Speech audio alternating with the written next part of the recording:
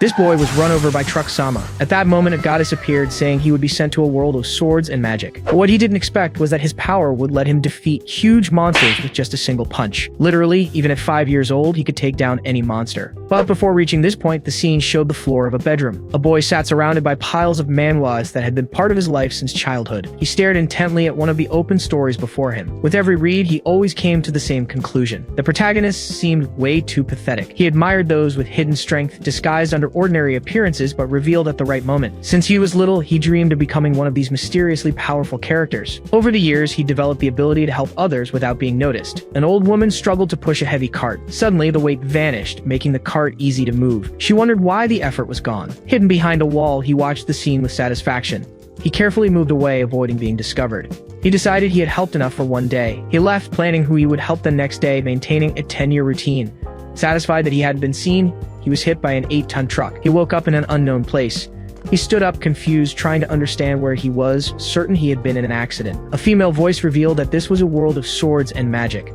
Before him, a winged woman appeared, floating, saying she had been waiting for him, the pure soul. She introduced herself as Hersia, the goddess of that world, and announced she would revive him. He asked if she already knew who he was. Hersia confirmed, explaining that he was one of the rare people who help without seeking recognition. Many gods, she said, had been surprised by his actions. He simply listened to the goddess's words. He realized that no matter how hard he tried to go unnoticed, he hadn't fooled the gods. Hersia watched him in silence for a few moments. She turned and called him amusing, just as she had expected. She announced that she would grant him a blessing to become whatever he wished. He could be a hero, a demon king, a dragon, or even a powerful ruler. Then she asked what he wanted to become. He replied that he wanted to be an HSC, leaving the goddess confused by the acronym. He shouted that he wanted to become a character with hidden strength. He explained that he always felt something was missing from his good deeds. He remembered fanning people in secret to cool them down, and how he cleaned the streets without anyone noticing. He stated that this wasn't being a true HSC, as his actions were too small. A character with hidden strength lives unnoticed, but reveals immense power when necessary, leaving everyone around impressed by their strength. The goddess finally understood that he wanted to possess overwhelming power, but hidden and ignored. Declaring his destiny, Hersia announced he would be reborn as a commoner in this new world. His strength would surpass that of any hero, demon king, or dragon. However, she warned that the moment his power was revealed, his heart would collapse. He froze upon hearing the condition and asked why that would happen. Ignoring his protests, the goddess wished him peace on his solitary path. 2 years pass, and he concludes that the goddess is terrible at listening to requests. A pack of wolves appears before him, but he assures himself that everything is under control. He faces the giant wolf and declares himself the strongest in the area. In the blink of an eye, all the wolves are down on the ground. He observes the result and comments on how invigorating this strength is. The pack leader gets up and he wonders if there weren't only 5 of them. The wolf then flees at high speed. He watches the escape, impressed by its quickness. As he watches, he realizes his heart isn't affected if only monsters discover his strength. But the wolf is hit by an attack and thrown to the ground. He reaches the animal and asks it to wait. He soon starts running to stop all the remaining ones. After the hunt, he looks around and notices there are no more monsters or people nearby. Urian, a 9-year-old reincarnate, decides to return to the village. As he approaches, he hears someone calling his name. A girl confronts him, asking where he's been without telling anyone, and he replies that he had a stomachache. She scolds him, saying he should have said something and not gone out alone since he's weak. She reminds him of the nearby wolf packs, and he just apologizes. She turns to the other children and comments that there were few wolves, which made farm work difficult. One of the boys says it's all thanks to the priest's prayers, which made farming easier. He then wishes there were no more wolf packs. A man grabs him by the head, treating him with contempt. He throws him to the ground, yelling for the orphans not to wander off alone. The girl runs to him, calling his name. The man insults him for being short and weak, even after taking him in. His friend approaches and asks if he's okay. Lying on the ground, Urian apologizes, relieved he wasn't discovered. The director orders everyone to grab their brooms and get out, never imagining that he had eliminated the monsters. He threatens that whoever doesn't memorize the song will be left for the wolves, making Urian think that this is a true HSC. The children sing that they're happy, even though they're orphans. They continue to sweep, smiling because the director takes care of them. While they sweep, Urian and the girls sing that the villagers give them food. The adults watch the children and comment on how much they want to repay their efforts. They praise the director for being kind and for taking in homeless orphans. A woman asks her husband to get a chicken for the children, making them excited. Later, a hearty meal with chicken and drinks is served at the table. The director indulges, eating 2 chicken legs. In another corner, only potatoes fill a plate. Urian observes the food before him. The children sit on the floor and he wonders why there are only potatoes. A girl asks why they didn't get the chicken the lady had donated. An older boy tells her to eat quietly, saying it's better than starving outside. Urian shoots an irritated glare toward the director. The red-haired girl gets everyone's attention and announces the day's special. The children gather around, surprised to see she brought eggs. She explains she took them secretly from the lady and suggests they eat them quickly or mix them with the potatoes. Excitement fills the group and one of them declares they'll eat their egg immediately. Urian stares at the food, his mouth watering. The girl offers him her own egg, surprising him with the gesture. She insists, saying he's too skinny and that the director will abandon him if he stays that way. Even so, he refuses and tells her to eat hers. She gets closer and tries to force him to accept it, claiming the egg will spoil. The loud sound of her stomach breaks the moment and she grabs his arm. Surprised, she stares at him, not knowing what to say. He just laughs and insists she eat. Urian smiles, claiming he isn't hungry as he recalls when he first arrived in this world. He remembers how he was treated as a despised orphan. In his memories, his body is thrown hard onto the ground. A merchant tells him to leave, saying he's scaring away customers. The man seriously threatens him if he shows up again, as an orphan's life was very difficult. No one defended him and hostility was part of every day. Even despised, he remembers the moment he lay on the ground. Then, a girl spotted him and realized he was also alone. She introduced herself as Ella and invited him to follow her. She explained that even though the director was cruel, at least there was food and shelter there. Urian listened intently to every word. Her stomach rumbled again. Holding his hand, she took him to the director and asked him to take him in. The man observed him with suspicion. Ella assured him that being a boy, he would be a great helper. In that instant, he realized how kind she was. Back in the present, he hands the egg to his friend. He places a piece in her mouth and suggests they go to the Magic Academy. He claims that there, she can study and eat as much as she wants. The other children get excited and shout that they want to go too. Ella hugs everyone and decides they will go together. The group celebrates excitedly, dreaming of all the delicious food they'll have. Urian comments that instead of hard work, everyone will be able to study. He proposes they survive there as best they can until the day they leave. Suddenly, the director calls the children outside, saying he has great news. He reveals that Ella has been adopted and asks everyone to congratulate her. Urian stands motionless, not knowing what to say. Ella apologizes for not being able to stay with them until the end. The children say they're happy, but also envious of her. The director then announces more good news and calls for Urian. He congratulates him, saying he will be the sacrifice for the wolf god. Ella interrupts him, shouting that this wasn't part of the deal, as he had promised to take care of Urian if she were adopted. The man turns to the boy and asks if he knows why the wolf packs have been missing. Urian says he does, but the director says what he thinks is wrong. He explains that the wolves don't show up because they receive regular offerings to the wolf god. He states that Urian is short and weak, incapable of becoming a good worker. He then declares that his sacrifice will save the village and everyone should congratulate him. Ella screams the director's name. She runs to him and offers herself as the sacrifice, begging him to spare Urian. A fist flies towards her. The man stops the blow at the last second, saying the merchandise can't be damaged. Since that day, Ella never repeated those words again. The director announces that not only Urian, but the other children will also be sacrificed. After that, he orders everyone except Urian to grab their brooms and leave. Alone, the boy wonders what he should do. He thinks about secretly dealing with the wolf god and then leaving on a hidden journey. A voice suddenly calls him, and he turns around. He recognizes the figure at the door. Ella appears calling for him. Urian asks what happened, but she just questions the flower crown in his hair. She wants to know what he thought of her new haircut, done to look just like his. He cuts her off, saying there's no time for that and they need to change clothes quickly. She gets ready to change, stating that since he's thin, her clothes will fit him well. Confused, he asks the reason for the swap and what she means by it. Ella reveals, without hesitation, that she will be the sacrifice in his place. Urian asks if she truly understands what that means. With a calm smile, she confirms she understands, as her younger brother was also sacrificed. He stares at her, trying to process the painful revelation. Ella explains that when she met him, she thought her brother had come back to life. Because they looked so much alike, she always wanted to take extra care of him. Urian remains silent, listening to every word. She then begs him to run as far away as possible, as she couldn't bear to see her brother leave again. The idea of running away alone leaves him motionless. He suggests they escape together and asks why she insists so much on being the sacrifice. Ella replies that they would be caught easily since the adults are very fast. She claims to have a plan and explains that the director will become violent as soon as he sees her hair. She says that when he loses control, he forgets about time, giving Urian a chance to escape. She touches the flower crown on his head. Then she places it on herself and asks him to live in her place. Urian understands that the adoption place isn't safe and that she'd rather save him. He clenches his fist, realizing that even with his overwhelming strength, he can do nothing. Suddenly, the director enters the room holding a knife. He stares at Ella and asks what happened to her hair. The blade gleams steadily between his fingers. They both watch him and Ella tries to explain. The man grabs her by the head, calling her valuable merchandise. He complains that her value will decrease this way while Urian watches, paralyzed. He screams her name and unleashes the power contained within him. An intense glow fills his eyes, reflecting the energy around him. He brings a hand to his chest, feeling his heart react to the release of his strength. Urian feels his heart pound violently, recalling the curse cast by the goddess.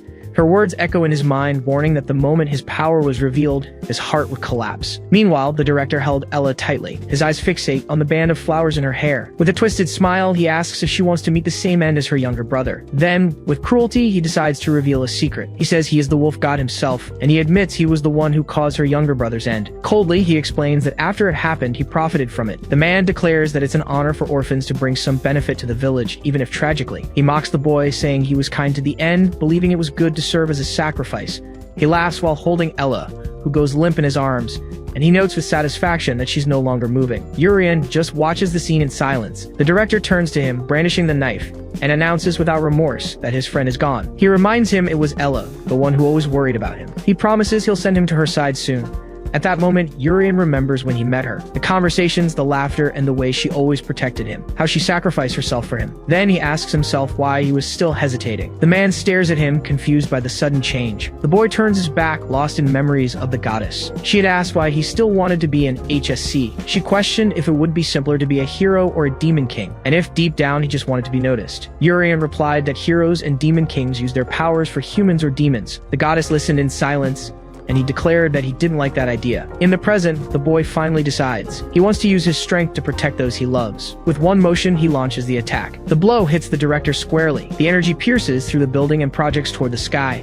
Ella's body is thrown by the impact. Urian runs and catches her in his arms. He calls out to her in desperation. He apologizes for being too late as she coughs. His eyes widen as he sees the gravity of the situation. He cries out her name once more, and she responds with a faint murmur. Urian calls Ella's name again. Then, he channels energy into his hands and activates a healing ability. Her wound slowly begins to close. A sigh of relief escapes him when he realizes it wasn't too late. But as he holds her, the memory of the curse returns to his mind. His gaze gets lost in the destroyed horizon. With a firm voice, he declares that he has no regrets. After the explosion of power, he finds it strange that he's still alive. He looks down and sees the director lying on the floor, and suddenly he understands why. If he eliminates his enemies before they realize his strength, the curse won't affect him. In that instant, a formidable protagonist is born, a wielder of hidden strength. Thanks to the goddess Hershia, Urian awakens in a new world. 4 years have passed since he saved Ella from that director. In the middle of the forest, he finds a colossal monster before him. He faces the creature ahead, motionless and alert. The monster watches him back, measuring his every move. In a flash, he realizes he forgot to drink his milk this morning. He complains out loud that he's barely grown in the last 4 years. He wonders what the average height for a 13-year-old would be. The creature charges and tries to hit him with a devastating blow. In an instant, the monster is defeated and falls to the ground. Urian turns and watches the motionless creature among the trees. He observes the defeated creature resting on the leaf-covered ground. He wonders if eating deer antlers would help him grow. In front of a large building, a voice calls for Ella and Urian. It informs them that they are both old enough to take the magic school's entrance exam. The nun who took them in, Sister Arlen, asks if they prepared well for the test. The other children wish them good luck, and Ella says that thanks to her, they're ready. The sister comments that there must be a reason the Lord took the director and spared them both. She wishes them a divine blessing, and they thank her, promising they'll pass no matter what. The magic school was the dream born in that old orphanage. For Urian, however, there was another reason he longed for it. The last 4 years had been boring, spent only hunting monsters in secret. Now he can't wait to be openly despised by people. He believes that a fantasy world exists for a protagonist underestimated by everyone. That's why he's genuinely excited for what awaits him. Finally, they arrive at the Royal School of Magic, an institution founded by the royal family to train talents capable of protecting the people from monsters. On the day of the exam, a noble named Chris admires the imposing main gate. He looks around, sizing up the other candidates. He notices most of them are wearing blue brooches, a symbol of nobility, just like his own. Suddenly, his eyes widen as he spots a specific candidate. He notices the red brooch pinned to her clothes and wonders if she could be the princess of the royal family. With a smile, he comments that this exam isn't for just anyone. His gaze then turns in another direction, and he questions what exactly he is seeing. Chris spots Urian and Ella approaching, noticing that neither of them is wearing a brooch.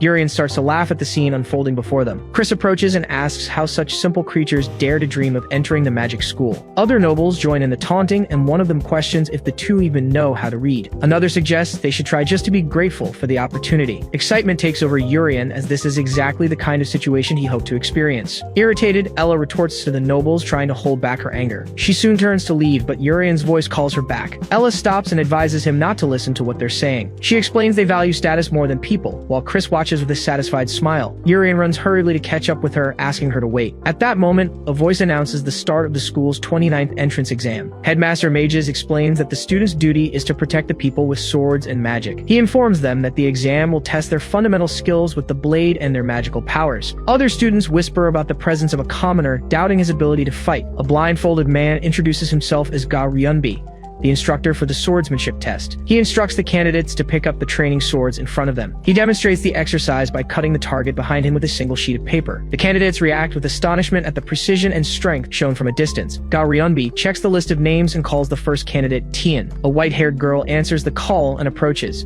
The instructor positions her and tells her to start when she feels ready. Tian asks if she'll be disqualified if she can't cut the target in one go. Ga Ryunbi replies that she won't, as they have no expectations for the candidate's performance.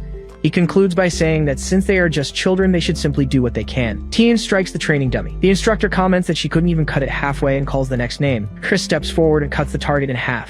Soon after, Rachel also splits the training dummy in two. Ga Ryunbi checks the list and calls for Ella. She responds and positions herself next to Urian. The boy encourages her, saying the requirement is to cut half and that she can easily do it. Ella thanks him for the encouragement with a brief smile. She takes her position before the target, and the instructor signals for her to begin. The nobles mock her, saying it's humiliating to share the test with commoners. Ella takes a deep breath and focuses all her strength into the blow. She recalls the moment 4 years ago when she failed to protect Urian. Her gaze locks onto the target in front of her. With a single blow, she slices off the entire upper part of the training dummy. Instructor Ga Ryunbi carefully observes the result of Ella's cut. Urian watches her performance with a subtle smile.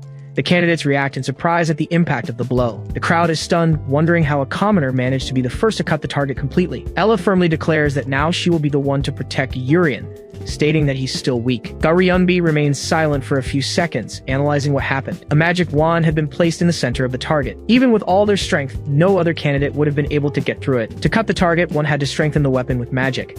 The girl did it unconsciously, something difficult even for an adult. The instructor recognizes her talent and calls the next name on the list Urian. A training sword is stuck in the ground before him. Urian grabs it and prepares to start the test. Ga Ryunbi authorizes him to begin when he's ready. As he swings the blade, he barely manages to scratch the target's surface. The instructor and the candidates observe the result in silence. Soon laughter echoes among the nobles, saying that a weak commoner is still a commoner. Urian just smiles, certain that the next test is about to begin. A new target is placed in the center of the room for the magic exam. Instructor G explains they will use a magical tool to hit it. One of the nobles admits he doesn't know how to cast magic, and she calmly reassures him. She demonstrates how the tool creates water even without the user's control. Then she announces that the first candidate will be Chris. Chris raises the wand and fires a jet of water toward the target.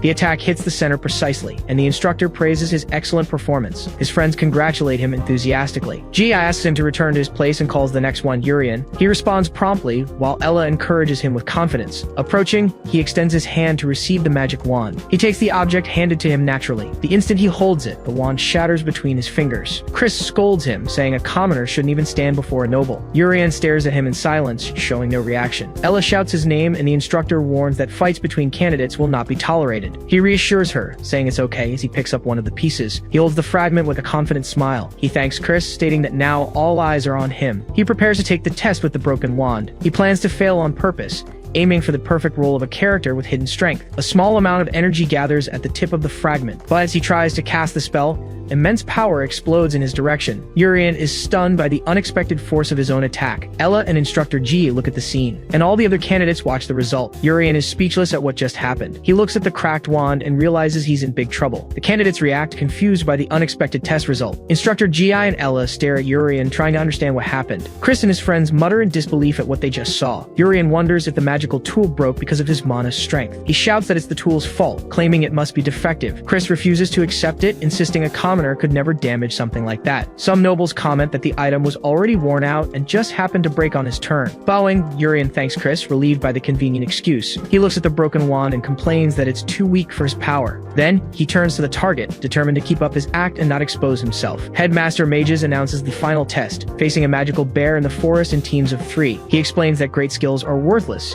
if you can't face monsters. Ella turns to Urian, excited about the final test. She reminds him they're one step away from their dream and need to give it their they're all to pass. Urian agrees enthusiastically as a voice announces the team assignments. The same voice informs them that candidates with the same mark must gather to form their groups. Ella notices the symbol appearing on her chest. A candidate approaches, pointing to the identical brooch pinned to his clothes. He and his partner call for Ella to join them and head to the forest. Nearby nobles react, outraged at the luck of a commoner joining the princess's team. Urian smiles, seeing Ella's group form. Ella says goodbye, promising to do her best. He waves back, wishing her luck. He soon realizes he's still standing with other candidates, but no mark has appeared. He starts to wonder if he's been left without a team until two classmates approach. The pair joins him, completing the unassigned team. One of them approaches excitedly and confirms if he's speaking to Urian. He introduces himself as Rishal and says he watched him during the test, asking that they get along. The girl beside him introduces herself as Tian. Urian agrees, relieved to finally have a team. Two nobles watch the group form and exchange malicious smirks. They comment that a team with a commoner and Rishal is the worst possible combination. They mock him for this being his fourth time taking the entrance exam. Then, they turn to Tian and call her an abandoned noble. They laugh at the misfit team they've formed. Urian glares at them, not understanding the reason for their taunts. His teammates turn out to be a repeat examinee and an abandoned noble. The group of nobles continues to laugh at their situation. Urian just smiles and asks if they can't just pass the test. The two stare at him, surprised by his calm demeanor. Rishal breaks into a smile. He approaches and says Urian is exactly as he imagined, claiming he wasn't wrong about him. He admires the confidence the young man shows in front of the nobles, something he wishes he had. He encourages him to pass the test no matter what, leaving him speechless. Teen, however, questions if they can really pass. Urian admits he didn't do well on the magic and swordsmanship tests. He remembers his disastrous performance in both. Suddenly, he realizes something. He failed the swordsmanship test, and he also failed the magic test. He starts to wonder how he's still in the running after two failures. He recalls Ella's words of encouragement. Panic sets in as he thinks he won't be able to graduate alongside her. Rishal reassures him, guaranteeing there's still a chance. He explains that since he's tried 4 times, he knows it's possible to fail the first 2 tests. He reveals that the monster exam is worth more points, and that if they join forces, they can all pass. Urian cheers up, relieved that there's still hope of passing with Ella. In the forest, reality proves to be much harder. The entire team runs from a monster as Rishal begs Tien to do something, since she's a noble. Amid the chase, a flash of light cuts through the trees. The group stops and Rishal comments that the test is as intense as he imagined. Urian understands he needs to stop the magical bear to be admitted to the academy. He realizes, however, that he can't do it with these 2 companions. He asks himself what he should do, certain he could face 100 of them alone. Rishal states that at this rate, they'll all fail. Tien declares this is her last chance and she absolutely cannot fail. She suggests they focus only on getting the monster's molar. Rishal agrees, explaining that since they're too weak for a direct fight, they must focus on retrieving the molar. In that moment, he has a brilliant idea. Urian asks if that's even possible, but Rishal assures him he knows a way. He notes that the magical bear always keeps its molars exposed. He claims that if they follow his instructions, they can get the molar without defeating the creature. He feels lucky, as bears are the easiest monsters in all the hunting tests. He hands something to Tien and tells her to spread it on her body. Tien holds the object and asks what it is. Rishal reveals it's a hunting essence, explaining the plan is to enrage the monster with the scent and then damage its molars. Tien is left speechless by the explanation. She tries to argue that it sounds too risky. Rishal reassures her, saying it'll work anyway as he breaks the object. He adds that the bear monster ignores everything when it's eating, which only worries Tien more. He prepares to act but is suddenly interrupted.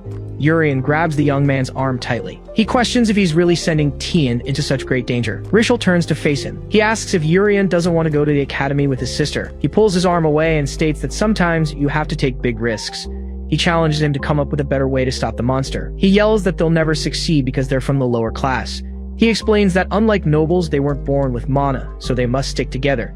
He concludes it's a good deal if the 2 of them pass, even if it means putting a noble at risk. He states that since she's an abandoned noble, they can use her as bait without any worries. Tien then remembers someone saying she had failed the test again. The person compared her to her excellent older brother Ricky, doubting they were even related. They asked if Tien was the shame of the Count's family. Urian interrupts, saying it doesn't matter if she was abandoned or ignored. He declares that there will be a time for everyone to shine. He shouts for them not to carelessly decide someone else's worth.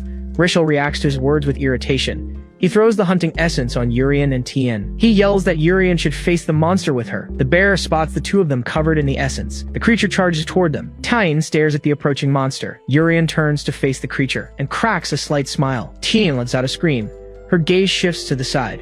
Urian watches the scene. Tien decides she has to defeat the monster on her own. The creature lunges at them, its mouth wide open. She prepares for combat. She faces the monster before her. A woman's voice claims she's a disgrace to the family. Tien grinds her teeth. Urian conjures a shield to block the creature's attack. She yells that she's a noble too. She casts a sword spell at the monster. The blow hits the creature head-on. Tien cracks a smile, but the monster remains unharmed. She realizes she didn't even leave a scratch. Urian remarks that the monster is tough, as Tien begs him to get her out of there. He looks at her confused. He asks if the air is getting chilly and warns her the landing might hurt a bit. He explains that he only knows how to launch her into the air since he hasn't learned how to land something safely yet. With a smile, he says it's still better than dying. Then he launches her upwards. He declares that even if she's been discarded or ignored, her time to shine will come. As she flies, Tien thanks him for giving her courage. The monster attacks, and she hopes Urian managed to get far away. The blow comes fast. Tien is thrown a great distance. She hits the ground. Urian holds her in his arms and states that her time to shine has already passed. He tells the monster that the guy with glasses ran off to avoid the mess. He concludes that thanks to that, he was able to save this child. He turns to the monster and says, first, he attacks the creature, declaring he's going to collect the items. The strike hits the magic bear squarely. Urian wonders if he should set up a prank for when the guy with glasses returns, asking where he went. Hidden, Rishel watches the scene. In a flashback, a student questions another group about what they're doing. The group of commoners glares at the nobles. Chris, accompanied by the princess and Ella, states that swords and staves should only be raised against monsters.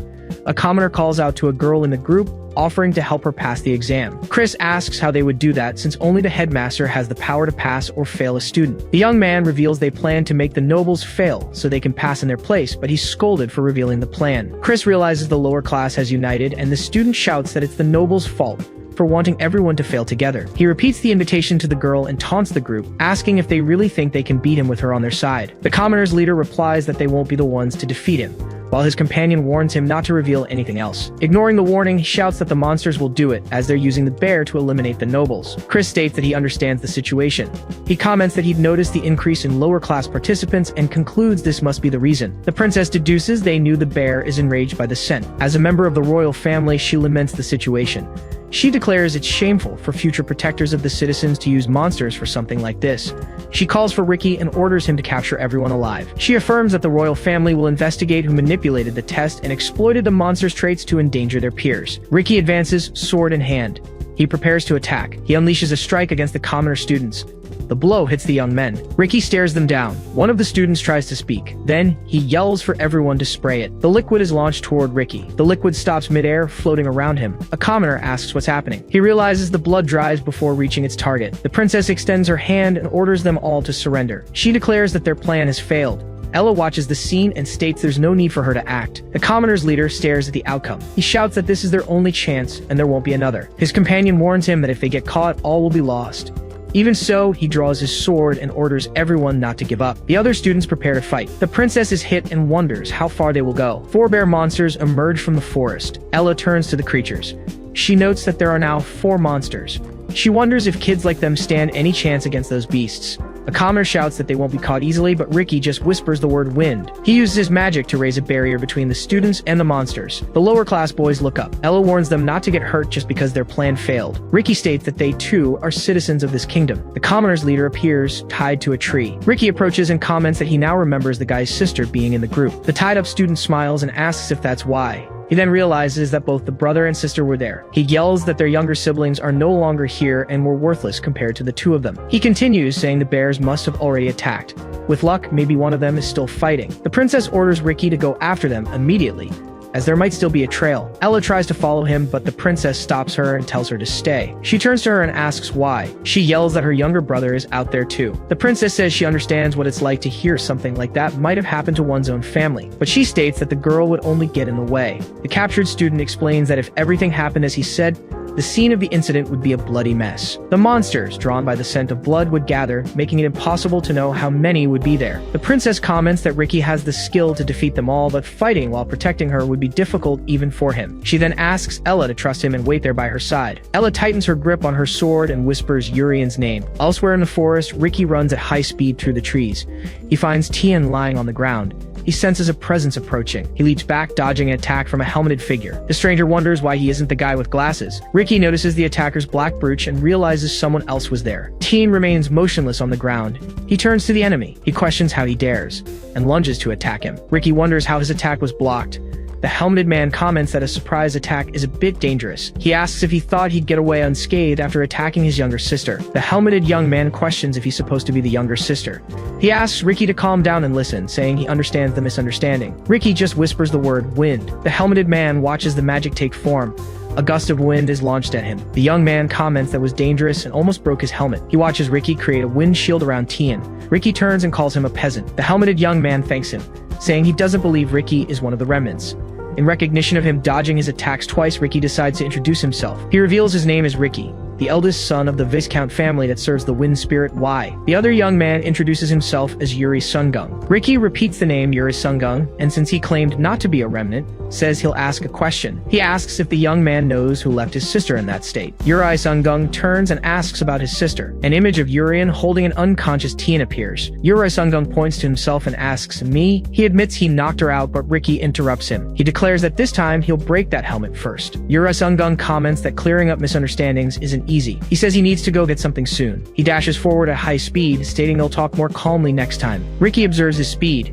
He deduces that, from the way he moves, he's at least a mid-level knight. Even so, he manages to intercept him, saying he's already read his moves. He prepares his attack. He declares that his sword is faster. He strikes, believing he's hit his opponent. He realizes he missed the attack. He turns and notices his adversary has disappeared. He looks around, searching for him. He looks up. Yuri Sungung appears from behind and pins him to the ground. The helmeted young man asks if that was his afterimage. Soon after, it's announced that the 29th entrance exam has ended. A man reports there was an unfortunate incident, but the princess apprehended the culprits and the royal investigation team is handling the case. In a meeting room, Mages congratulates the instructors on their hard work, but one of them disagrees about the quality of the students. He claims this year was a mess because the commoners and lower class were all stirred up. Gi scolds him, saying the Royal Magic Academy doesn't take social status into account. But he shouts that's a lie, and that the academy exists to fulfill a noble's duties. Another instructor asks him not to use her father's name when talking about the academy, but the argument is cut short. Mages orders the man to explain the rest to them. The man reports that 29 people have passed and the top 10 are. The candidates crowd around the results list to check their rankings. Princess Saruti is announced as first place. Ricky, in second place, finds Yuri Sungung's absence strange as he doesn't believe he could have failed. Jade celebrates third place, saying her mother will be happy. The sisters Sia and Mu, in fourth and fifth, talk about the personal evaluation criteria. Ella celebrates sixth place and wonders where Urian is. Chris, in seventh, accuses the lower-class girl of cheating to beat him. Rizzo, the eighth-place finisher, is annoyed. He even took the test and threatens to beat someone up. In ninth place, Hina is excited about the princess's presence and dreams of being her friend. Goliath, in 10th, decides to avoid the long-haired guy because of his personality. Tina is relieved to see she passed in 24th place. She's proud of her brother's second place and then looks for Urian's name. Urian cracks a slight smile. Then he starts to sweat, realizing this is bad. He discovers he failed. He asks himself if he was too relaxed during the tests since he was sure he got the item. Ella runs to him, saying she heard about the trap but is happy to see he's okay. She says she wanted to go after him right away, but Urian reassures her and apologizes for making her worry. He congratulates her on 6th place and comments on the benefits of being in the top 10. Ella thanks him, says it was luck, and hopes she'll have the same luck next year. Urian is confused and repeats her words. Next year, she announces she won't be enrolling and suggests they enter together next year. He reminds her that their goal was to attend the academy together. Chris appears laughing and says it's great they can fail together. He keeps laughing. Ella and Urian stare at him. The guy with strawberry blonde hair watches them. Soon after, he starts cackling again. Urian wonders if he should punch him. In the meeting room, Gi slams the table and yells that she can't accept these results. Mages then comments that he thinks the results were as expected, but she clarifies that she's not talking about the top 10, but the fact that candidate Urian didn't pass. The assistant explains that although Urian is Ella's brother and brought the item, it seems he didn't get it by himself. Garyunbi then adds that compared to his sister, his swordsmanship is weak. Gi insists, stating that candidate Urian possesses immense talent. Chris keeps laughing at Urian's failure. He starts dancing while shouting that he failed. The taunting continues with more dance moves. Urian just stares at him with a smile. Suddenly, an assistant runs into the hall and announces an emergency statement. He informs them that one more candidate will be admitted, in addition to the other 29 students. The name of the accepted student in the magic specialization is Urian. The other candidates react in shock to the special admission of a commoner. Ella congratulates him, saying they can enroll together, but Urian still doesn't understand the situation. In the meeting room, Gia argued that she couldn't understand the rejection, stating that Urian has immense potential. She explains that he not only had enough magical power to damage the measuring device, but he also managed to instantly contain his strength to prevent a major accident, showing meticulous control. Gi concludes by saying that letting someone like him go would be a huge loss for the kingdom. Mages counters, pointing out that he would have been defeated by the bear monster if Tien hadn't saved him, as he lacks experience. But she retorts that the school is precisely the place to gain that experience and that he could surpass the top-ranked students. Mages questions whether a commoner truly deserves to enroll in the school. Gi replies that the one who doesn't deserve to be there is him, a teacher who blatantly discriminates against a student. Mages then states that the magic school exists to train talented warriors and that status doesn't matter. He adds that he trusts Professor G, one of the few heroic mages in the country. Considering how much she praises the student, it would be foolish to waste his talent. Using his authority as the director, he accepts Urien as a special admission student in the magic course. But he imposes one condition. If Urien fails to produce the expected results, he will be immediately expelled. Back in the hall, Urien murmurs the name Yuri Sungung. He places a hand on his own head, estimating the height of the one who saved him. Suddenly, he realizes who it is. He remembers the bear monster test, when the masked figure carried Tien. His eyes widen with the discovery. Tien, from a distance, watches in their direction. Urien turns to a training dummy and knocks it down with a wooden sword strike. Tien watches him from afar, thinking that there's no way the person is just that. Ella asks what that was, but Urien says he doesn't know. The next day, news spreads that the top 10 students and the special admission student are in the advanced class. In front of the classroom, Ella says she's nervous, and Urien tells her to relax. When they open the door, they find a large lecture hall already filled with students. The first-ranked student, Princess Saruti, is sitting next to the second-ranked Ricky. Meanwhile, Sia, the fourth-ranked, is showing something to Mu, the fifth. Jade, the third, looks surprised, and Hina, the ninth, admires the princess from afar. Ella, the sixth-ranked, asks where they should sit, while Urien feels like he's back in elementary school. He wonders what education is like in a world of magic, guessing it's less developed than in his past life. Suddenly, Raizo, the eighth-ranked, appears behind them and orders them to get out of the way. Ella agrees and moves aside while Urien wonders if he's the school bully. Chris stands up and calls out to Raizo, who turns to face him. The seventh-ranked student asks if he just arrived. Raizo simply replies, "So what?" Chris scolds him, questioning how he could arrive after the commoner when he should be setting an example. Raizo repeats aggressively, "So what?" Chris bows and informs him that he is ranked 7th, while Raizo is 8th. With a smile, he tells him not to be late from now on. Raizo stares at him in silence. He asks if Chris is implying he's stronger just because of a small difference in rank. He steps closer and states that a test like that isn't enough to judge him, before asking if he's challenging him. Ella whispers that they're fighting, but Urien invites her to sit in the empty seats. Goliath comments on the fight, and Hina just watches them. Jade watches the scene from the front row. As she sits down, Ella comments that she's never sat in such a soft chair, and Urien agrees. Jade turns around and introduces himself. Ella also says her name, but he replies that they don't need formalities in the same class. He tells Urien that it's incredible for a commoner to get into the advanced class, and that it's an honor to be with him. He proposes they set status aside and be friends, and Urien accepts. He asks if he's Urien, Ella's younger brother, and the boy confirms, clarifying that they aren't biological siblings. The information surprises Jade. He praises Ella's excellent swordsmanship, stating that she's a perfect role model and deserves to be in the advanced class. He says he's looking forward to seeing what Urien is capable of and hopes he proves his worth. Urien looks at him with a subtle smile. Suddenly, an argument breaks out among other students in the room. The school bell rings, marking the end of activities. As they walk through the courtyard, Ella comments that there wasn't much to do on the first day. She says the real classes will start tomorrow. She turns to Urien and says they're finally at the magic school. She suggests they have fun until their other siblings arrive, and he agrees. From a distance, 2 upperclassmen watch them, surprised that they are actually commoners. One of them comments that the school's standards have dropped to the point of allowing commoners in the advanced class, something unthinkable in his time. Urien notices that the 2 guys are second-year students. They approach and demand to be greeted properly. Urien and Ella greet them respectfully. The stronger one then orders them to take off their uniforms. He claims it's unacceptable for a commoner to wear the same uniform as a noble, leaving Ella confused by the demand. The upperclassman grabs Urien by the vest and tells him to obey. He glares at the boy with fury. Then he forcibly removes Urien's vest, but he can barely hold it, complaining that it's too heavy. Urien just smiles and calls him Sunbaenim. The upperclassman looks back and realizes the boy has already moved away. Suddenly, Jade appears and declares that the school is no place for status discrimination. As Ella places the vest over Urien's head, he comments that the situation is amusing. Jade steps forward, saying the upperclassman's actions dishonor the school. The other upperclassman scolds him for the way he's addressing a senior. Ella reacts and strikes the stronger upperclassman. He yells that she should respect her elders. Jade calls out her name. Then she starts to fall slowly. Urien watches the scene, paralyzed. Staring at the attacker, his eyes fill with rage. Sitting in the principal's office, Haiwan, the resident hero, waits in silence. Mages thanks her for taking over the advanced class, but she retorts that she only accepted because she had nothing better to do.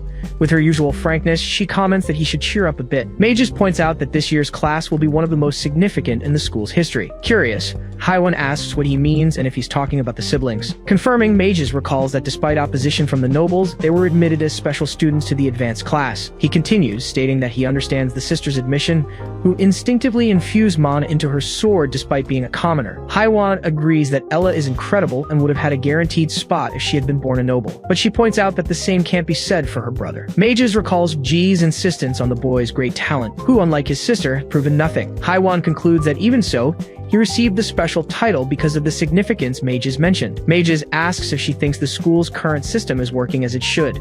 He explains that the place should nurture talent regardless of status, but it has become a stepping stone for nobles, dooming the kingdom to failure. Haiwan replies that she was only trained to fight, but she fully trusts his judgment. Turning around, Mage returns to the subject of the great significance he mentioned earlier. Pointing to the window, he says the siblings are being bullied outside and need to be stopped. Haiwan tells him to calm down, suggesting they just watch for now.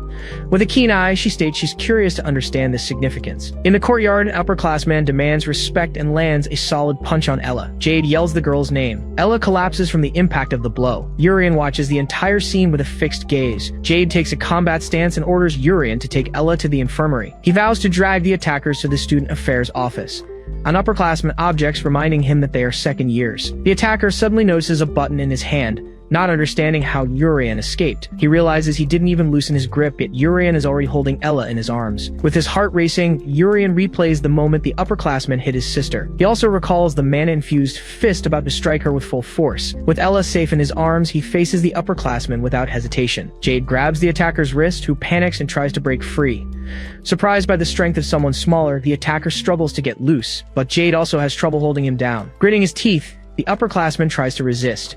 He yells for Nigel to use magic. Nigel draws his wand to restore the upperclassman's dignity, but Jade tells him to wait. Getting an earful from Urian for using magic inside the school, the boy is told to back off. Jade is stunned to see him still there as Urian activates a skill to heal Ella. Assuring him that he's already taken care of her, he warns that he'll handle the rest. Paralyzed, Jade stands with his wand in his hand. From the window, Mages and Haiwan watch everything in silence. Ella wakes up and Urian asks if she's okay, telling her not to push herself. Getting up, he announces he'll show them the first method he created to hide his power. Sudden confusion washes over Urian. He sees Jade and the two upperclassmen dancing together. Addressing the principal, Haiwan breaks the silence. She questions if he made Urian a special student, already knowing about his abilities. In the courtyard, Ella asks Urian what's happening. Jade approaches, wanting to know how Ella could be completely recovered. Urian assures him he just healed her, and Jade repeats the word healing in disbelief. A vignette from This World's Common Sense appears. It explains that healing magic is used to treat injuries, but the process usually takes 5 to 15 minutes, depending on the user's skill. The hosts conclude by saying not to do crazy things like instant healing. Finally, Urian understands that this world doesn't have instant healing. Jade comments that this is worthy of a special admissions student, regretting his failure to impress Ella. Back in the principal's office, Haiwan grows tired and announces that's enough. She appears right in the middle of the commotion and declares that fights between students are strictly forbidden. Urian and Ella turn around, realizing they were being watched. With a serious expression, Haiwan faces the two of them. She comments that there are many interesting students this year. She tells everyone to leave and promises to pretend she saw nothing, since it's the entrance ceremony. The upperclassman apologizes, thanks her, and still vows to get revenge on the freshmen. Later in the dorm, Urian gets excited when he discovers he'll have a private room and a bed. He tells Ella the dorm is amazing and starts to laugh. His laughter goes on, and she calls out his name. Sounding surprised, Ella admits she didn't know he was talented enough for a complete instant heal. Not realizing it was such an incredible feat, Urian admits he had no idea either. Ella states that with his talent, he'll be recruited to an extraordinary place after graduation, and she feels they'll end up drifting apart. Calling her name, he tries to get her attention. His firm gaze meets hers. Ella declares that she doesn't intend to lose to him. After all, she'll be by his side and is also part of the advanced class. She suggests they support each other until the end, and Urian agrees with a nod. The next day, a teacher greets the class and introduces herself as the one in charge of the advanced class. Haiwan announces that she hopes to get along with everyone. Hina and Goliath react with surprise, realizing the resident hero will be the advanced class's teacher. Whispering, Ella says that the person from yesterday is their teacher, while Urian asks what resident hero means. Haiwan asks if they enjoyed the private rooms, exclusive to the advanced class. She explains that ordinary students with no merit don't receive such privileges. The teacher adds that food, uniforms, and facilities are part of the benefits of being there. If they remain in the advanced class until graduation, they will live envied by others. But she warns that the school system includes demotion. Haiwan clarifies that even though they entered through the test, low grades will result in being dropped to the common class. She then reveals that the number of students who graduated from the advanced class last year was 0. Urian breaks into a smile, stating that he's really excited about all this. With a piece of chalk in her hand, Haiwan announces the start of class. Looking at the board, Urian is surprised by what she writes. With a nervous smile, he thinks that maybe he got off to too good of a start. In the advanced class, evaluation is absolute. This means the number of students changes every year. Unlike regular students, the members of this class receive tremendous support. They're practically guaranteed a successful career the moment they graduate. But if their grades drop, they're immediately demoted to the regular class and all their honor vanishes. Last year, not a single student managed to graduate from the honors class. It remains to be seen if Urian, our protagonist, will be able to graduate. Walking up to the blackboard, instructor G announces that this is their first class. Urian reacts to what's written on the board. Chris also stares at the board, trying to confirm if that is mathematics. The instructor watches him in silence. He asks for permission to ask a question, and GI allows it. The young noble wants to know why they have to study math in a magic academy since he wants to learn magic. The instructor then turns the question back on him, asking why he wants to use magic. According to Chris, his goal is to become a powerful sorcerer and help the kingdom, but Jia states that you don't need mana to become strong. Knowledge of the world is what truly matters, according to her. Nigel remarks that knowledge allows one to surpass their innate abilities. Urian questions this. To demonstrate, Gi ignites a flame on her fingertip and asks how to make it grow. Chris answers that you just need to inject more mana. Making the fire larger, Gi confirms his answer is correct. She explains that normally the fire would be strengthened with more mana, and Chris reacts with satisfaction. But Gi asks what to do if you can't inject more mana and looks at the girl with her hair tied up. Ella suggests using support spells from other sorcerers, but Gi rejects the idea. The flame moves towards the chandelier as Gi comments that there's a better way to amplify fire without mana. With her other hand, she casts a spell. She reveals that wind is the best way. A huge fire tornado takes shape, leaving the students speechless. Ella notes that when fire meets wind, it grows exponentially. Urian adds that it's a combustion reaction. Gi faces the class and states that this is knowledge, and the reason they shouldn't focus only on increasing their mana. She announces they need to learn about knowledge and proposes starting with a simple test. Complete silence fills the room. Everyone focuses on the test, writing with their quills. The instructor stops the exam and begins to check the answers. She informs them that 3 students got everything right. Chris reacts, having guessed on 2 questions. The first one with a perfect score is Princess Saruti. Ella cheers at her result. Next, the instructor announces Rizo as the second name, surprising Chris. Tian notices the sweat on his brow and asks a direct question. She wants to know if Chris didn't get a perfect score. She reminds him of his noble status and his good performance on the entrance exam. She points out that the rankings change monthly, but says she doesn't care much about it. She just wants him to do well starting tomorrow. Chris is left speechless by her comment. Gi builds up the suspense for the last student with a perfect score. The name is revealed, Urian. Princess Saruti, Sia, and Ricky react with surprise, and Chris is stunned to see the commoner at the top. Ella gets excited when she hears his name. A faint smile appears on Urian's face. He reveals that in his past life, he was a high school student in South Korea who struggled with the competitive private education system. He states that he can solve these kinds of problems in his head with no effort at all. He's certain he's the best student in this academy. Sitting next to him, Goliath comments that his result is impressive. The young noble declares he won't lose to Urian. Ending the simple tests, G promises to give everyone a gift. She holds a small insignia in her hand. Then she throws several insignias toward the students. The advanced class emblems float to each of them, and the instructor tells them to pin them to their vests. With these, they now have access to everything within the academy, including the highest quality meals prepared exclusively for the advanced class. Approaching Ella, Urian points and says it's meat. Tasting a piece, Ella comments that the meat melts in her mouth and declares that the advanced class is truly the best. She tells Urian she wants to stay in the honors class forever, and he replies that they can if they perform well. Urian asserts that they need to work hard to maintain high grades. Gi asks if they enjoyed the meal and announces the start of the monster hunting class. She explains that unlike the morning's test, this class will impact their grades and, in the worst case scenario, could result in demotion. Urian warns Ella about the class's impact on their grades, and she guarantees she'll take first place. But the instructor reminds them that they're still freshmen and too young to hunt monsters alone. Gi reveals she has called in some upperclassmen for a joint hunting class. 2 upperclassmen arrive, and Nigel comments that he missed his adorable freshman. Urian notes that their teamwork will be evaluated, suggesting they should get along. The blonde upperclassman approaches and reinforces that teamwork is crucial for the test. He threatens that if he reports any disobedience, their grades will plummet. He says they don't need to be afraid, but that upperclassmen can be angels or demons depending on their attitude. Goliath turns to Ella and Urian, apologizes, and recommends they cooperate for now. He declares that even if it's unfair, he must stay in the advanced class at all costs. Goliath clenches his fist, determined. Ella agrees that they also need to stay, but Urian hesitates. He questions if they'll get a good evaluation just by obeying, while the upperclassmen laugh. Analyzing the two, Urian decides he can't let them jeopardize his grade. An idea strikes him. He approaches and respectfully calls them seniors, leaving Nigel and the other one surprised. He proposes they make a bet. The older upperclassman gets angry, asking how a commoner dares to propose such a thing and what a freshman could possibly do. But Urian assures them they will show what they're capable of right then and there. The blonde senior accepts the challenge without hesitation. He kicks a barrel full of weapons toward the freshman. Nigel orders them to grab swords and staves. With the seniors already armed, he proposes a mock battle, promising to acknowledge them if they win. Another senior warns them not to get hurt as his sword is real. He continues, saying the teachers won't know if an injury came from a monster or a human, and Urian questions the nature of the battle. The boy asks if they really want to fight with real swords. Nigel just tells them not to be so scared.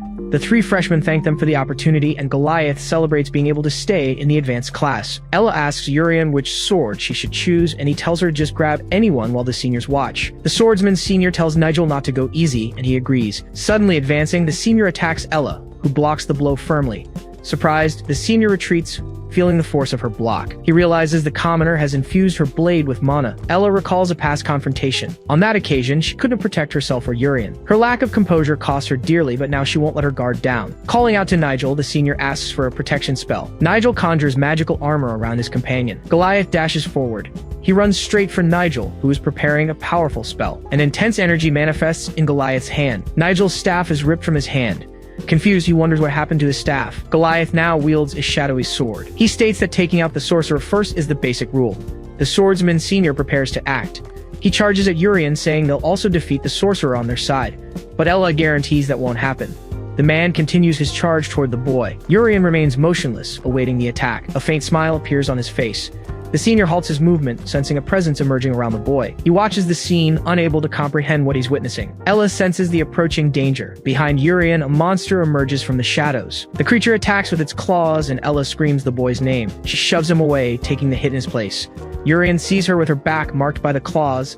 Goliath shouts Ella's name. He summons his demonic sword in a rage. The blade takes its second form, the helix, and Goliath leaps to attack. The helix strike hits the monster head-on. The creature falls heavily, slain. The senior throws himself to the ground as the monster's body plummets beside him. He realizes the creature was defeated in a single blow, but remembers the girl was injured. Urian asks Ella if she's okay, and she replies that she feels no pain as her wounds close. The senior is stunned to see the instantaneous and complete healing. Watching the three freshmen interact, he questions if this is really the advanced class. Frustration takes hold of the senior. He then informs them that the freshmen have passed and that he won't file a negative report. Even so, he refuses to acknowledge Urian. Nigel comments that Goliath's physique is impressive, but attributes the feat to a simple protection spell. The two seniors shout for them not to get cocky, claiming they couldn't do anything on their own. Urian admits their argument makes sense. The class was originally supposed to take place in a cabin in the forest. Sitting in a room, instructor G reveals that it wasn't supposed to be a joint class. An instructor mentions the activity changed suddenly, and his colleague explains that since it's G's first time, she might not know this happens sometimes. Jaya questions if they're really allowed to act like this during class. The instructor asks her to trust the excellent second-year students, saying that even teachers need a break. A simple theory class ended up turning into a monster hunt. The two instructors try to hide their embarrassment while managing the situation. Jia asks if her students won't end up hurt since the best of the second years are there. The instructor assures her they won't, and he and his colleague laugh at the situation. But the intention behind their actions was obvious. She reflects on what she should do with them for provoking her first students. She's unsure whether to praise their courage or act otherwise. A growing pressure fills the room, making the two instructors tense. Gi takes a sip of her drink and decides to wait. After all, they are advanced class students. Elsewhere, someone asks Jade if he belongs to the family that wields the demonic sword. The senior asks Goliath if he made sure the commoner siblings weren't present, and the boy confirms he only brought Jade. Jade faces the seniors who suddenly summoned him to that place. The young man praises the good work they did. The top-ranked student of the second-year advanced class, Laryl, offers to give Jade some advice. The second-year group is known as the Devil's Den because of the person ranked number 1. During last year's entrance ceremony, Laryl demanded that everyone obey him. Some nobles dared to question him, but there were 10 students in the previous year's advanced class.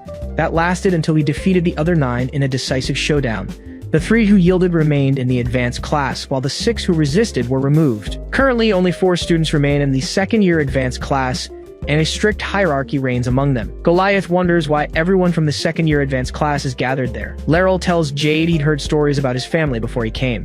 He comments on the declining demon sword lineage, stating that the boy carries a great mission in such small hands. He reminds him that if he doesn't graduate from the advanced class, his family will collapse. In a memory, Jade's father asks what a magic tool is. He shows irritation at seeing people incapable of wielding demon swords using mana swords as if they were common. He explains to his son that with the popularization of magic tools in the kingdom, their family, the guardians of the demon swords, began to decline. Sitting at the table, the father calls his son in a firm voice. In the memory, the man extends his hand toward him. He says he must graduate from the advanced class, no matter the cost, to prove that the demon sword lineage still lives. He warns that if he fails, his mother, his siblings, and he will face complete ruin. Back in the present, Laryl states he will allow Jade to graduate from the advanced class. The boy stares at him, questioning the offer. Laryl reveals that the class is being watched by people so powerful it would be impossible to measure their strength. He explains they've received a mission and that if they complete it, their graduation from the advanced class will be guaranteed. Jade is stunned to realize that to these people, graduation is an insignificant thing. Laryl confirms this and orders him to go to the commoner siblings and do as he's told. He claims that compared to graduating from the advanced class, this is much simpler. He adds that he's helping because Jade's family is facing hard times and this is his chance to be a true son. Back with the group, Ella asks if he's okay and if he ran into any trouble. Urian mentions they were worried because he took so long, and Ella asks where the upperclassmen are. Jade fears they'll tell the teachers about the teamwork failure and an energy forms in his hand. Urian notices the change in Jade's eyes. He shouts for Ella as he sees the boy raise the dark sword behind her. A dark energy shoots from the blade and envelops the two siblings. Urian remarks that this is too cruel of a joke. Goliath watches and warns them to be careful with Jade. He explains that a high-voltage energy is running between the swords and that it will be difficult to heal if they get hit. Urian asks if he did all that with the demon sword and calls him skilled. Jade apologizes and asks them to stay like that for now. He reveals the upperclassmen told him only he could monopolize the points. He states that he needs to stay in the advanced class and that commoners like them can drop out without any issues. But he promises to free them when the class is over and apologizes to Jade. Laryl appears in the forest, puzzled by Jade's actions. He finds the boy collapsed on the ground and says he ordered him to neutralize the commoner's siblings. He questions if he's trying to disobey the orders of his superiors. Jade lifts his injured face. Sitting on a rock, Laryl orders him to go after the siblings and follow his orders. Jade remarks that it seems the higher-ups don't accept commoners studying magic. Laryl reveals that the mission they received is to remove the commoner students from the class. To do this, the other teachers were gathered in a single location. He states that the mission must be completed. He reminds him not to disappoint the higher-ups and says this is his chance to save his family and be a good son. Laryl stares at the boy, wounded on the ground. He says he doesn't understand his actions and reminds him that he needs to graduate from the advanced class. He asks why he would do so much for a couple of poor commoners, but Jade corrects him. He states that they are Ella and Urian. The upperclassman retorts that it's only been a day or two since they were admitted. Not enough time to form any bonds. Jade clenches his fist on the ground and says he's not doing this out of closeness. He asserts that Ella's talent with the sword deserves to be in that class, and that although Urian is weak and struggles with magic, he is intelligent and will become an adult capable of leading the kingdom to prosperity. His healing abilities are also remarkable, and in the future, he will be recognized and heal many of the kingdom's sick. Jade declares that they both have a future, and that they will bring a light brighter than any noble who judges solely by status. Laryl repeats the words, a brighter future, and admits that maybe he's right. He approaches Jade and states that nothing is left for his family but despair. Interfering with the orders of a high-ranking noble would be a crime that could accelerate his family's downfall even further. He mentions his younger siblings, naive and innocent, who know nothing of the world. In a memory, Sade and Hazel run to congratulate him for getting into the advanced class. Jade hugs them and confirms that the news is wonderful. His siblings ask if their father will be able to smile again from now on, and if their family will be happy again, leaving Jade speechless. He remains silent in the face of their question. Then Jade hugs them again and asks them to believe in him. He promises to graduate from the advanced class as he thinks of his siblings and his father. Back in the present, Laryl says it's not too late and extends a hand to Jade. He asks him what's so wrong with prioritizing family over the kingdom's future, and what his innocent siblings did to deserve ruin. Laryl states that no matter how much he resists, the commoner siblings will be removed today, as there are no teachers to save them. He holds out his hand and demands that Jade pull himself together and complete the mission, assuring him that he doesn't hate him. He proposes that they live the life of successful nobles together. Jade refuses and pushes his hand away. He tells him to back off, stating he would never do such a thing. He declares that he will protect both his friends and his family. Laryl watches in silence. He warns that Jade will regret this, and the boy prepares to fight. Laryl and the second-year advanced class students arrive to confront Urian and Ella. Jade stands before them, determined to protect them. He prepares to face Laryl, who admits his opponent is stronger than he expected. Jade charges forward, refusing to let them win. His defeat would put Ella and Urian in danger. Laryl reveals a small dagger, claiming he'll strike him 10 times before defeating the siblings. Jade questions the use of such a short dagger. He then rushes forward at high speed, but his body freezes mid-motion. Seizing the opening, Laryl strikes him with precision. As Jade feels the impact, his adversary comments that he's used longswords before but prefers daggers. He likes to see his opponents up close. Jade falls to the ground and Laryl coldly informs him that 9 strikes remain. One of his companions celebrates the activation of the movement sealing skill, while another admits it's still terrifying. Nigel explains that they also struggled at first, but Laryl doesn't really fight. He just launches a one-sided assault. Laryl eyes his blade and warns that he'll attack again in 10 seconds.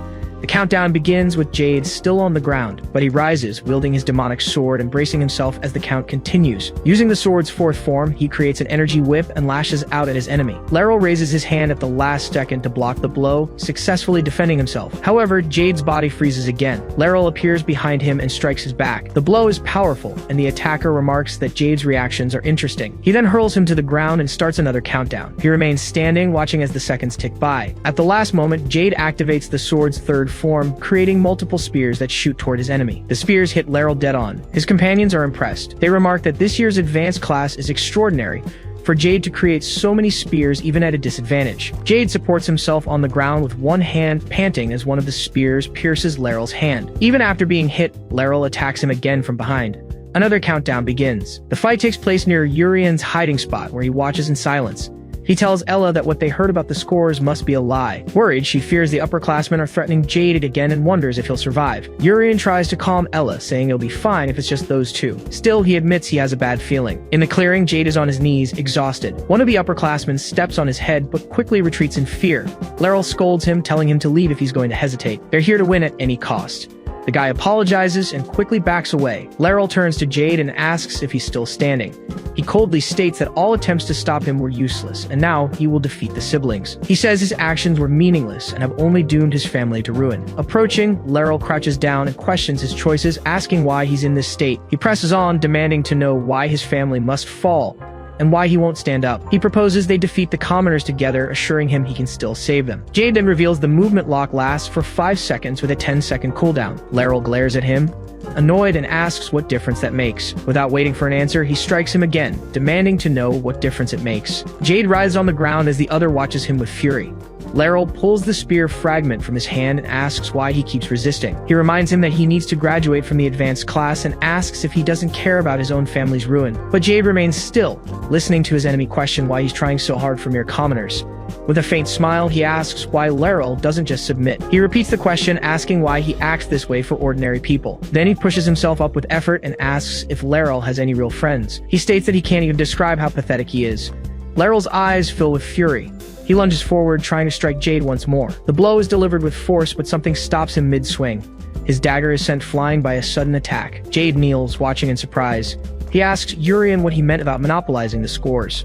Urian heals him completely and warns him not to show off again. Jade says his name, still stunned. The other students are shocked by the instant recovery, confirming the rumors were true. Laryl remains silent as Urian approaches the upperclassmen. With a firm gaze, he warns them they won't be leaving unscathed, especially the sinister-looking one. He orders them to get ready. Laryl gives him a menacing smile. He picks up his fallen dagger and calls him an insolent fool. He charges, shouting that he'll crush him for getting too close, but Urian remains motionless, awaiting the attack. He faces the enemy's advance with a confident smirk. He creates a sphere of energy in his palm. Using the second form of the demon's sword, he lands a direct hit on Laryl. Laryl notices that Jade has already recovered his energy, recognizing the instant and complete healing. He reacts to the blow he just received. Jade approaches and asks Urian why he came. He continues, saying Urian should have known how dangerous this place was. Urian points out that Jade was seriously injured. Jade is confused as he thought he had healed him, and asks if he missed something. Urian reassures him, confirming his healing was perfect and that Nuna is also fine. He explains he was protecting the princess's team, and Jade questions why she's here. Jade says that's a relief. Laryl interrupts, asking what they're whispering about and complaining that he's feeling left out. Jade is surprised by Laryl's confession of loneliness, while Urian finds the comment curious. He senses Laryl's mana overflowing with killing intent. Jade warns Urian to get ready to run. Urian remarks that the man is far more dangerous than he imagined, despite having just arrived. Laryl asks who said he would let them him escape. Jade notices Laryl is using the ability that restricts their movements again. He wonders which of them is truly being held in place. Laryl charges forward with a dagger, and Jade questions which target he's aiming for. He reacts to his opponent's speed and summons the demon's sword. He then uses the 8th form to forge his shield and block the attack. Jade states it was predictable that Laryl would lock his movement. Laryl insults him. Urian asks if that can even be called a sword, finding the situation convenient, while Jade realizes the paralysis was meant to force him to protect Urian. Laryl questions if he predicted the attack since he created the shield before his body stopped. He grabs Jade and comments on his squirming and resistance. Urian curses at his rival, calling him ugly. He warns that if Laryl ever shows his face again, he'll kill him before he even realizes he's there. Laryl reacts to the threat and asks what that's supposed to mean. He wonders why he feels afraid. Urian activates his healing ability on Jade, who asks why Laryl has stopped attacking. Jade stands up and declares this is their chance to defeat the enemy. Laryl loses his patience and yells at the group. He says he's had enough and gives his allies 10 minutes to defeat them all. 3 students appear behind him. They celebrate the order, saying they've been waiting for this. Jade admits he had forgotten they were there. Laryl taunts that he doubts they could get away from him, let alone the entire second-year advanced class that now appears. Jade reacts to the new threat. He asks himself what he can do in this situation. He tells himself to stop the useless thoughts, as nothing will change if he just cowers. He focuses on finding a way to escape. He clenches his fist, forcing himself to think clearly. He is determined to find a solution. But Urian interrupts, stating that he's done enough. Then Urian touches Jade's shoulder. Jade reacts with confusion. Urian catches him as he faints and asks if he's alright. A student scoffs, saying that in the end, Jade just fainted from fear. Urian tells him to lead the rest to him and get some sleep. Elsewhere, a sword is stuck in the ground and someone comments that they're late. Ricky, ranked 2nd in the advanced class, asks if they aren't going to get their teammate. Nearby, Ella confides in the princess that she also finds the situation strange. She explains that Urian promised to be right back and wonders if something is wrong. Princess Saruti, ranked 1st, agrees and suggests they go look for him. A student notices that they foiled immediately. Laryl then orders them to find and kill them, as no witnesses can be left alive. He complains that the guy ran off while carrying someone on his back. Laryl stops as he senses an approaching presence. He addresses the helmeted figure and asks who it is. A student demands he get out of the way, reminding him they're on a mission from their superiors. Yuri Sungung remarks that it's been a while since his last workout. He takes the opportunity to stretch and hopes no one dies too easily. Laryl asks one last time who he is. The helmeted figure identifies himself as Yuri, the genius swordsman. Laryl orders them to attack while he's standing still, and 3 students charge forward. A smile spreads across Laryl's face. The first was Zine Kang, a symbol of strength capable of shattering rocks with his bare hands. The second was Yahello, a strange boy who took pleasure in killing. And the third was Kelly, the weakest of the group but known for completing any mission she was given. Laryl states that they are all excellent subordinates and promises the stranger before them will be taken down slowly. He asks if that's all the opponent can do. Suddenly, the bodies of his allies are thrown violently backward. Laryl turns around confused. The 3 subordinates are now stuck upside down in the tree trunks. Laryl observes the scene in silence. Yuri Sungung declares that the restriction ability doesn't work on him and tells Laryl to stop with the petty tricks. Laryl repeats the words petty tricks with contempt. Yuri scolds him, telling him to listen when someone is talking. Laryl charges with a dagger, but his attack is easily blocked. Yuri states that it wouldn't work. He then asks if that's the only thing Laryl knows how to do. Laryl just glares at him in silence, annoyed. Laryl unleashes a barrage of strikes, but Yuri defends against every attack. He then yells, asking what the problem is, and claims his opponent can't win by just blocking. Yuri remains in a defensive stance. Laryl's dagger shatters in his hand. Laryl stares at the broken dagger as Yuri asks if he's the top-ranked sophomore. He then expresses his disappointment, saying he won't even get a workout if this is all Laryl can do. Laryl glares at him. A smile spreads across his face. He reveals it's been 4 years since he's used a longsword. Laryl charges forward to attack, and Yuri says he's looking forward to it. He closes in at high speed. Yuri asks if he's trying that again. He then questions why Yuri would think his ability is limited to restricting movement. Revealing the reason he's the top ranker, Laryl curves his blade and strikes Yuri's shoulder. Yuri observes the mark on his shoulder. The reason is that no one can keep up with his speed. Last year, he was responsible for the assault case during the advanced class entrance ceremony. But the board of directors at the Royal Magic Academy announced that he is vital to the kingdom's success. Laryl then questions how he dares to think he can match his speed. He declares that speed is power. Yuri comments that he has a tough body as he planned to neutralize his left arm, but he only managed to leave a mark and then points to the mark itself. He then states that's not his mark. Laryl looks down, confused to see a large mark on his own chest. He then realizes the situation. Laryl reacts to the impact of the blow. Yuri finds the situation tedious as Laryl drops to his knees. Laryl then claims that the kingdom's future depends on his talent. Yuri retorts, saying that's rich coming from someone who just tried such a dangerous act. He then remains silent. A memory shows Laryl dragging a young Jade through the forest. He then stands over the fallen boy, holding a dagger. Jade appears, fallen and beaten on the ground. Back in the present, Yuri calls out to him. He approaches and warns him that he won't let him get away so easily. Laryl then asks who he is. Yuri raises his sword and says goodbye. Far away, Princess Saruti questions a dark energy as Ricky reacts. Ricky then says the name Yurisangong. He recognizes him as the main culprit in the entrance exam case and prepares a wind spell. The princess tells Ella that they need to move too. Ricky rushes through the forest at high speed. He keeps his focus on the path ahead. Arriving at the scene, he confirms that the top-ranked sophomore, Yuri, stands over Laryl's fallen body. Ricky steps forward and calls out to Yuri Songgong, but the helmeted figure asks him to just call him Yuris. Ricky questions him, asking if Laryl, the best of the sophomores, wasn't good enough for him either. He then asks why Yuris isn't trying to eliminate the students, and he replies that he hasn't eliminated anyone. Ricky asks if he doesn't plan on telling the truth, but gives up and grips the hilt of his weapon. He then prepares to attack, stating he'll force him to confess. Yuris simply asks if he's stronger than Laryl. Ricky warns him that he'll regret it if he thinks he's the same as before, because this time he will use the power of Y, the Great Spirit of the Wind. The helmeted figure then asks about the Great Spirit. Hershia then explains that it can become anything from a demon king to a dragon beast king. Yuris then notes that, as expected, there are other races besides humans. Ricky invokes the name of Y, the Great Spirit of the Wind, and asks it to strengthen him. Yuris thinks that's pretty cool and wonders if he should prepare an awakening skill too. Ricky focuses his power into his gaze. He then unleashes 1,000 wind swords at Yuris. Ricky finishes the motion of his attack. The barrage hits Yuris head-on. He then comments that it was quite refreshing. The attack's energy dissipates. Yuris then grips the hilt of his own sword. With a single swing, he bats away the remaining blades. He then wonders if this will work. Ricky's weapon begins to be enveloped by an energy. He sees the brief moment his opponent lowers his guard as a golden opportunity. Ricky then prepares to end the fight with a single blow, but Yuris watches the attack approach and says that it's pretty good. He then asks a question about the 2 letters his opponent is about to see. Ricky prepares to give the answer.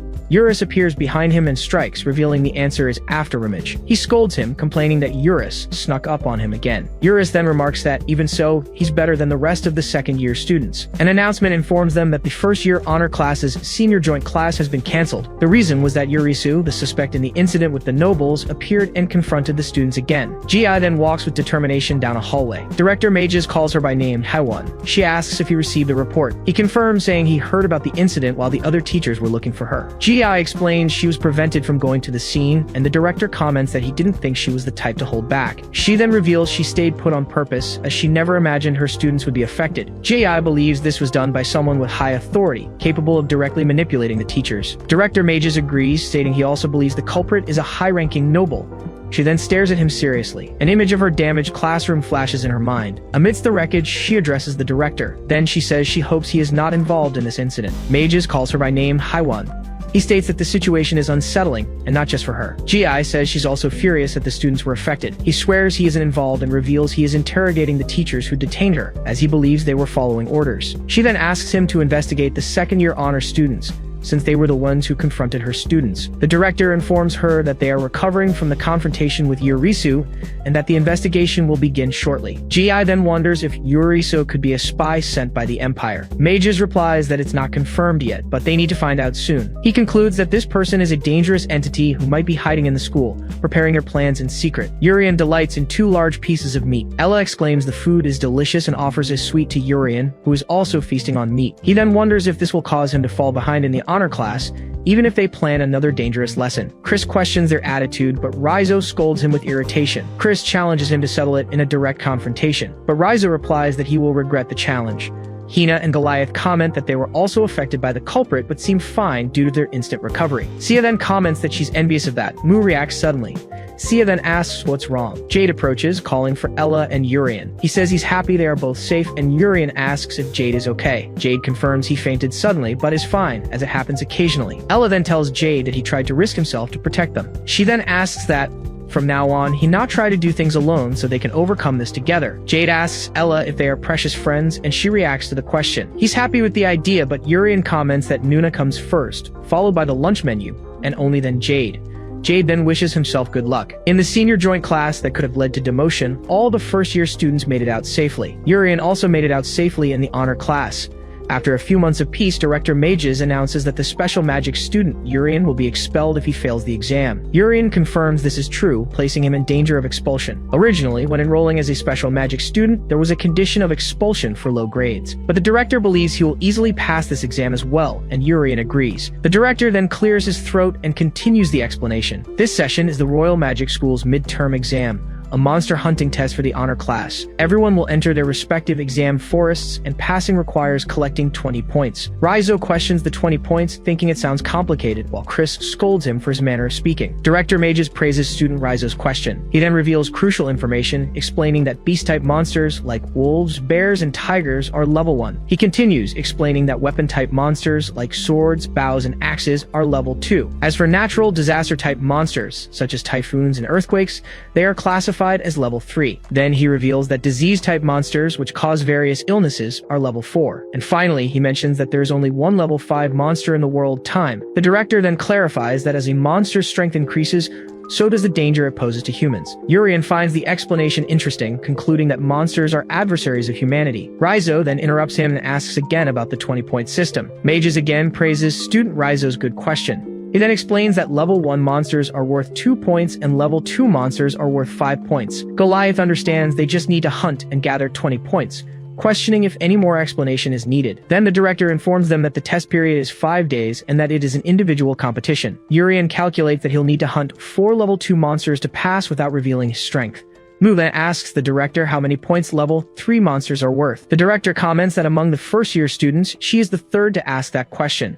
He replies that level 3 monsters are worth 20 points, but warns them to retreat immediately if they encounter one. Rishal states that a level 3 monster cannot be overcome by a student, no matter what. Professor Ga Ryunbi then assures them that they will handle any level 3 monsters in this exam. Gi declares that no one will be able to interfere this time, whether it's monsters or the adversary Yurisu. As the exclusive guard of the honor class, she states she will handle it personally. Urien finds the increased surveillance during the midterms quite interesting. The question remains whether Urien can safely pass the midterm exam without revealing his strength. The director announces the monster hunting test, explaining that a level 1 is worth 2 points and a level 2 is worth 5 points.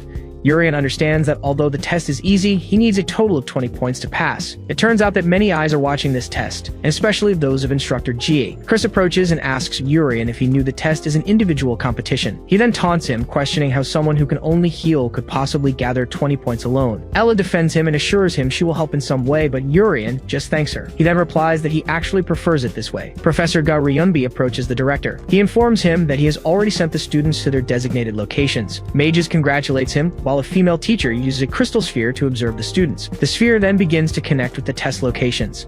The image of Princess Saruti appears clearly on the magical device. The teacher announces that the connection is complete, and the director seems pleased. Then he picks up one of the spheres and wonders who will be the first to pass the test. One professor opines that naturally the princess would be the first to pass, given her unusual talent for her age. But Ga Ryunbi mentions Riki, stating that student also seems exceptional. Another teacher comments that all the first-year students are excellent, but then asks about the special magic student. An instructor doubts the commoner will be the first, thinking he won't even be able to pass the test alone. The teacher worries, saying there's no way he can be expelled and that Urien must absolutely remain at the school. Gi, however, states that she has not yet seen his instant full recovery. She then concludes that they will have to watch to know if he will pass the test or not. In the forest, Urien asks not to be watched. He then notices a floating eye in the sky watching him. Urien knows he'll be expelled if he can't get 20 points and needs a way to pass without revealing his powers. But he wonders what the strength limit is. He then recalls that instant full recovery is an incredible technique in this world. Urien then questions if the strength limit only applies to attack power. A giant rat appears behind him while he is distracted. He turns around, comments that the creature has a frightening appearance. The giant monster tries to attack Urien. He then looks at the floating eye that watches him. With his staff, he creates a large whirlpool of water. A teacher is delighted, exclaiming that's a fantastic flow of water. One of the instructors is surprised that a student is using the magical device he created in that way. Gi comments that he had excellent magical power, but she adds that his strength is insufficient, and the creature remains standing. Urien then taunts it, saying it looks like a wet rat. He notes that, as expected, at this level, there is no pain in his heart. A memory emerges of when his heart reacted immediately. Back then, he was trying to use a power several times greater, meaning that a certain degree of power won't cause death when discovered. The giant rat then splits in two. Urien now finds himself surrounded by 3 identical monsters. He then wonders what exactly the critical degree of power would be. A skeletal monster appears behind one of the rats. Urien watches the creature intently. A sword-shaped monster then reveals itself. The creature advances at high speed. Then it attacks the giant rat with multiple strikes. Urien dodges the attacks coming his way. The sword defeats the remaining monsters. The teachers watch the scene through the crystal spheres. After the smoke clears, the battlefield falls silent. Then he uses his ability to recover. A teacher celebrates the instant recovery while an instructor is surprised there's no damage. Urien then comments that a level 2 monster like that was worth 5 points. He then wonders if Ella is collecting her points well. Jade warns Ella to be careful with the monster in front of her. The creature reveals itself to be a level 2 monster. Jade then suggests they take care of it quickly to find Urien. Ella comments that he might be in trouble as the axe monster prepares an attack. Jade and she then watch the creature approaching. He lunges forward to intercept the monster's blow with his own skill. Then he tries to hold back the approaching attack. Jade reacts to the creature's power. Ella joins him to help block the blow. Together, they join forces to resist the attack. Jade struggles to maintain the defense, but the force of the impact hurls them backward. Jade then thanks Ella, and she says she managed to stop the attack thanks to him, her precious friend. He reacts to the comment while Ella mentions her hands are still numb. She realizes a level 2 monster is much stronger and fears Urien could get seriously hurt. Ella then shows her determination. She declares they need to hurry, take care of the monster, and find Urien. Jade then agrees with the plan. Ella agrees, and Jade comments that it will be difficult for that guy to gather points alone. They have just fought a level 2 monster. This made them more confident as the enemy was strong but not unstoppable. But now the duo looks up in surprise. A great storm begins to form in the sky. Then a level 3 monster, a hurricane, appears before them. In the surveillance room, the teachers watch the exam's progress. One of their crystal spheres shows Urien alone in the forest. The instructors continue to monitor the students through the magical devices. Suddenly, one of the crystal spheres begins to crack. The teacher holding it reacts, asking what it is. Director Mages is informed about areas A2, B3, and C1. An instructor is surprised to learn that a total of 3 level 3 monsters have been sighted. Mages then states that this is strange. This was the forest designated for first-year students, where only level 1 and 2 monsters were supposed to appear. Faced with this unusual occurrence, he calls for Garyunbi, Jerry, and Haewon. He then orders them to move to the locations where the level 3 monsters were spotted. Mages declares that they must protect the students, the future of the kingdom, no matter what. In the forest, the hurricane monster manifests. Ella looks up, wondering what's happening. She then wonders what exactly that level 3 monster is. They wonder where to start and how to attack that thing. Jade then yells for Ella to focus. He warns her that the teachers will arrive soon and that she shouldn't get hit until then. Ella then agrees to the plan. Her thoughts turn to Urien and she wonders if he's okay. Suddenly, Ella's body begins to float in the air. Jade reaches out his hand, yelling for her to grab it. Their hands almost touch in midair. He grabs her and warns her not to let go, no matter what. Jade uses his ability to try and land safely on the ground. Suddenly, Jade senses the approaching danger. He shouts to dodge as the monster launches an attack. The blow hits them both, sending them flying. Lying on the grass, Jade asks Ella if she's okay and she confirms. Jade props himself up looking up. He realizes it's one crisis after another with both monsters blocking their path. Jade and Ella prepare for the upcoming battle. He then focuses his energy while she readies her sword. Jade then shouts that to escape, they need to force their way through. The axe monster charges forward to attack. Jade prepares to block the blow. Using the 8th form of his dark sword, he creates a shield to defend against the attack. As expected, he successfully blocks the blow. Ella's sword is enveloped in energy. She then leaps over Jade's shield to attack the other monster. Her blade then collides with the creature. Ella reacts to the impact of the blow. Her attack only deals superficial damage to the creature. Jade then runs over and tells her he's fine, surprising Ella. He then charges towards the monster. In a memory, his mother questions if he truly intended to sacrifice himself to protect their family. Jade then replies that he's fine and has no fear if it's for them. Her expression then fills with worry. She then corrects him, saying that's not true, and she continues, stating that he doesn't need to sacrifice himself for the family. She advises him to always use his strength to protect himself, his comrades, and the citizens. Jade recalls his mother's words about their role as wielders of the magic sword. In fact, he remembers not giving his all when facing Laryl. He then recalls how that was a problem he thought he had to solve through his own sacrifice. Then he remembers how Urien pointed out how injured he was. And he also recalls Ella saying he wanted to sacrifice himself to protect them. An image of his younger siblings appears, asking him not to get hurt. Back in the present, his expression changes. He then unleashes the first form of the magic sword, creating a skull-shaped attack. Ella watches the scene and questions what that is. Ella wonders what weapon he's using, as she couldn't see anything. She then marvels at Jade's incredible skill. The hurricane monster then prepares to attack. Jade yells for Ella to watch out for what's coming. A strong gust of wind then hurls them into the air. The pair reacts to the unexpected situation. She is then surprised at how a mere gust of wind could make them fall like that. She then braces for the fall. Ella realizes that if they fall from here, they'll definitely... She then thinks of Urien. Suddenly, their fall is stopped in midair and they float safely. Ella lands gently while Jade falls to the ground and she asks for Urien. Urien then reveals himself and questions if that's a level 3 monster. Jade calls out to him, saying he's relieved he's okay. Urien reminds him that the teachers are on their way, then turns to the monster and asks if it's worth 20 points. Urien suggests the 3 of them try to defeat it, leaving Jade and Ella surprised. Jade questions if he's serious and how he can even think that after seeing what happened. Ella feels ashamed for being scared and recognizes that Urian is a bigger person than her. But Urian just excitedly repeats that it's worth 20 points.